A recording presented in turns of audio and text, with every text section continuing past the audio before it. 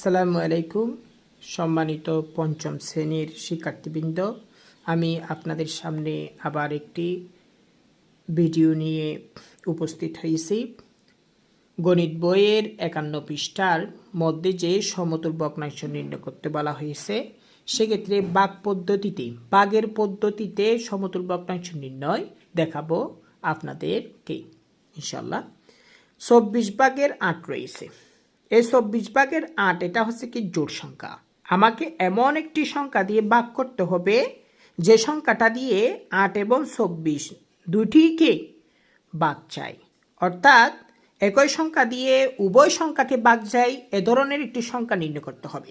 যেমন 8কে 2 দিয়ে ভাগ করলে হয় 4, 24কে 2 দিয়ে ভাগ করলে হয় 12। ওকে, তার মানে 24 ভাগের 8 এর সমতুল ভগ্নাংশ একটি পেয়েছি, সেটা হচ্ছে 12 ভাগের 4।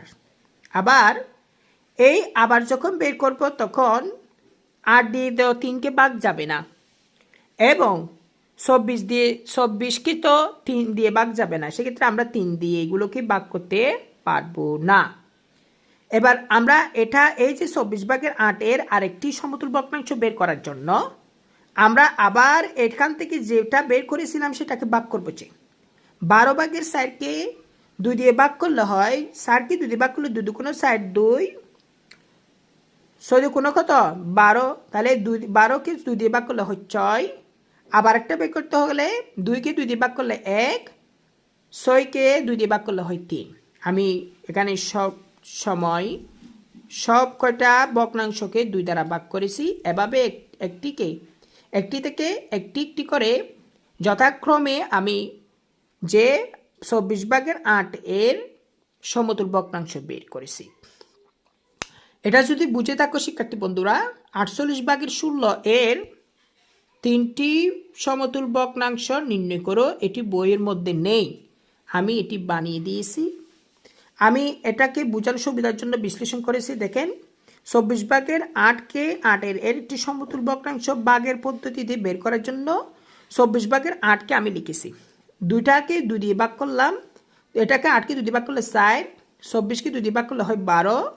আবার এটা আমি এখানে লিখলাম, এটাকে আবার 2 দিয়ে ভাগ করলে 4কে 2 দিয়ে ভাগ করলে হয় 2, 12কে 2 দিয়ে ভাগ করলে হয় 6। আবার এটা লিখেছি, এবার 2 দিয়ে ভাগ যাই, সেক্ষেত্রে 2কে 2 দিয়ে ভাগ করলে হয় 1, 6কে 2 দিয়ে ভাগ করলে হয় 3। এভাবে আমরা এমন একটি সংখ্যা দিয়ে ভাগ করব যেটা দিয়ে লব এবং হর উভয়কে ভাগ যায় এ ধরনের সংখ্যা দিয়ে ভাগ করব।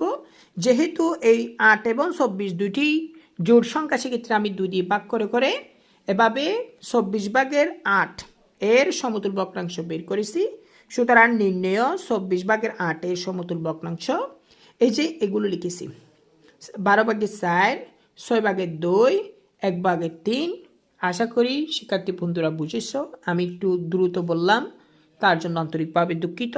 যেহেতু ভিডিওটি লম্বা হয়েছে, এই জন্য যদি ভালো লাগে তাহলে লাইক, কমেন্ট, শেয়ার এবং সাবস্ক্রাইব করবেন। ধন্যবাদ সবাইকে। আসসালামু আলাইকুম।